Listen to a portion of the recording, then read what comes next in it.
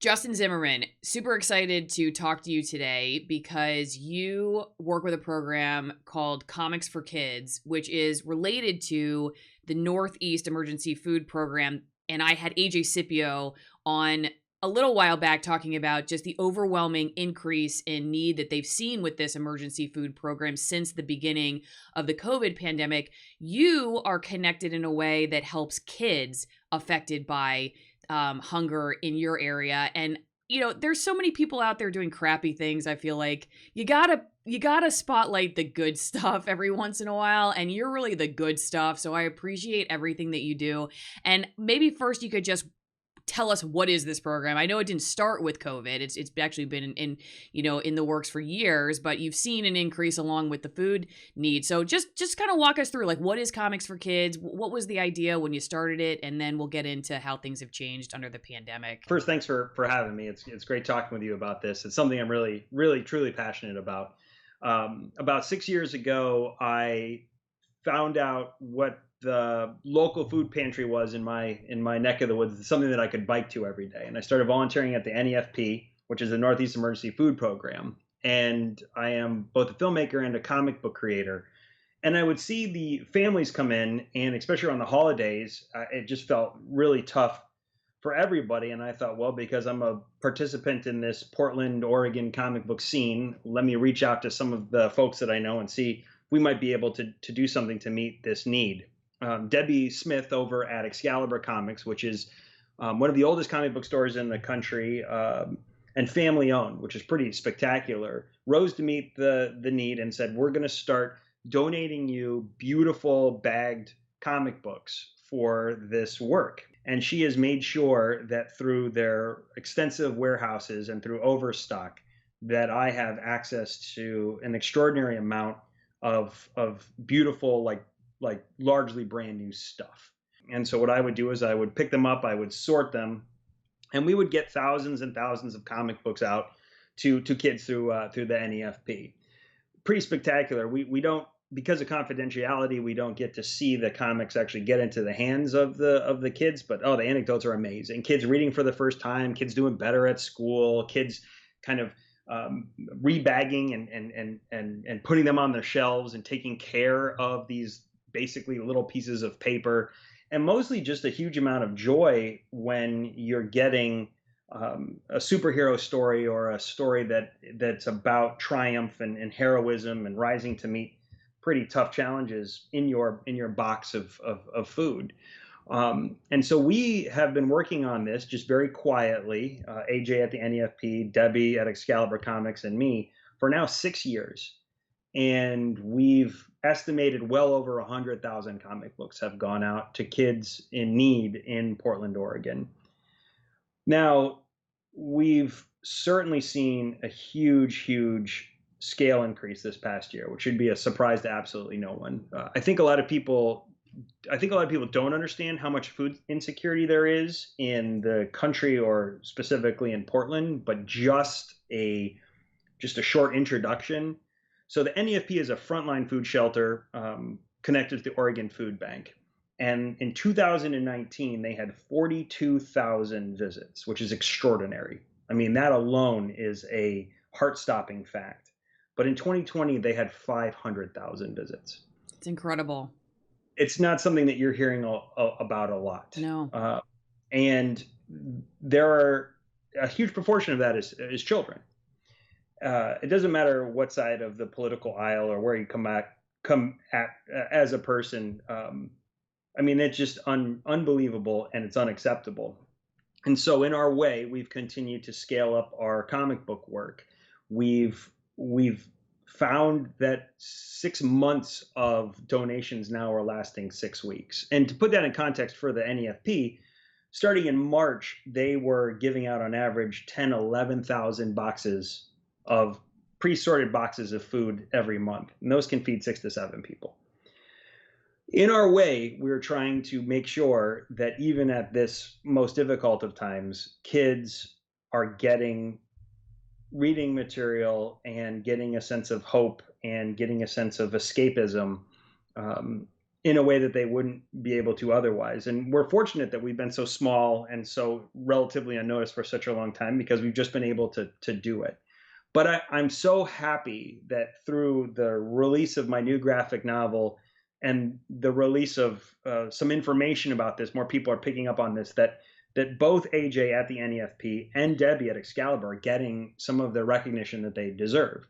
To imagine these individuals giving so much day after day, week after week, month after month, and now over half a decade is pretty cool. And to do it largely unnoticed, it's about time, I think, that they get some of the massive credit that they deserve. Do you have a favorite story of a child who's received one of your comic book donation packages? You know, as a comic book writer, one of the things that I did pretty early on was I realized that most of the books were PG or PG-13, and that's one of the big sorting things that I do. I get boxes and boxes of comics. You'll see them, and I try to shuffle them into kind of age-appropriate categories as much as possible. But the young adult, like the very young kids, there wasn't a lot specifically geared to them. So I actually worked with a local press called Stevens Integrated Solutions here in Portland, Oregon, to do a run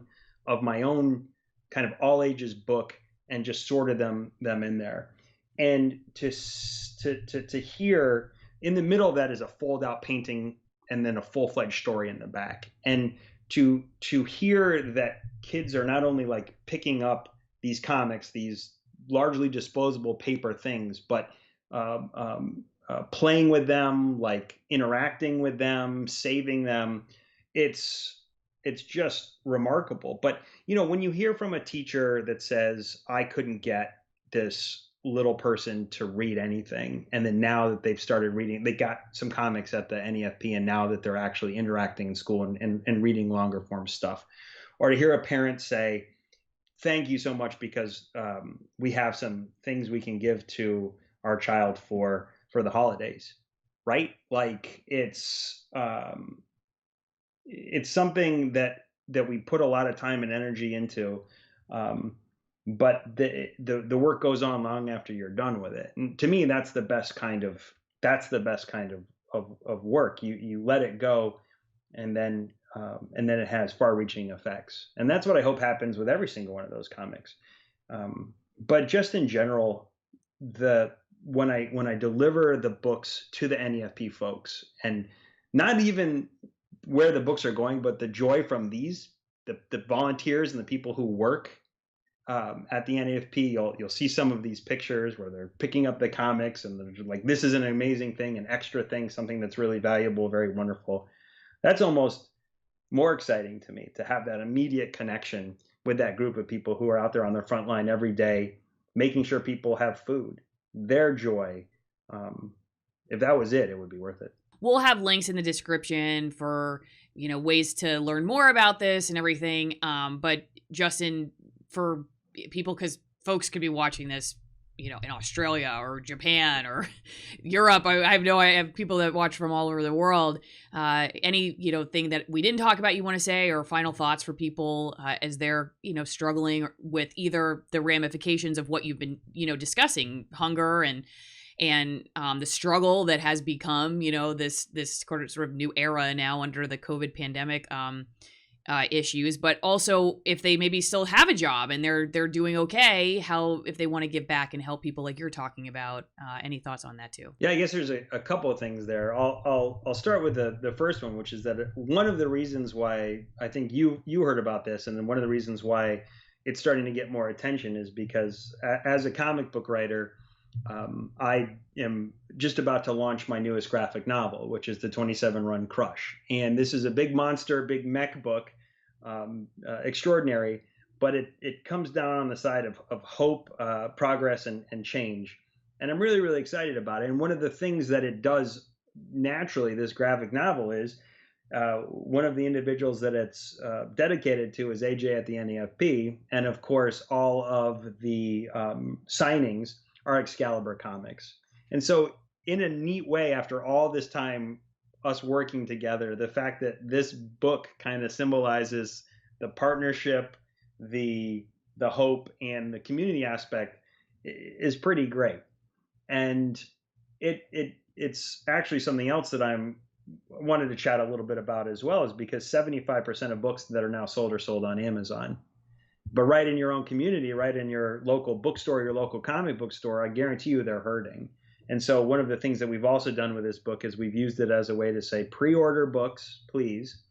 The 27 Run Crush, pre-order anything that you want, but try to pre-order these things through your local bookstores and your local comic book stores. They need you just like your local restaurants need you. And it's just a simple and wonderful way to give back to your community and to reflect on the fact that reading is one of the most essential things for young people and frankly adults too. And we don't want to lose those connections to our local places to get our books and our comic books at all. The other thing is that we've talked a little bit about taking care of yourself first and foremost, because now is a tough time, and we need you for the long haul. Whoever you are, we need you long in the future. So make sure you're okay. Reach out to your friends, reach out to your family, reach out to your circles, reach out to your local organizations and see again what you can do within your own community, and think about too where your money goes. Think about, as simple as it is, weekly or monthly, what you're spending money on, and try to make sure as much of that as possible, is in your community. But people need help out there, and a lot of time help just simply means showing up to volunteer, showing up to work in a safe and efficient manner. And if you have the ability to show up somewhere and get some work done with your own two hands, we need you out there.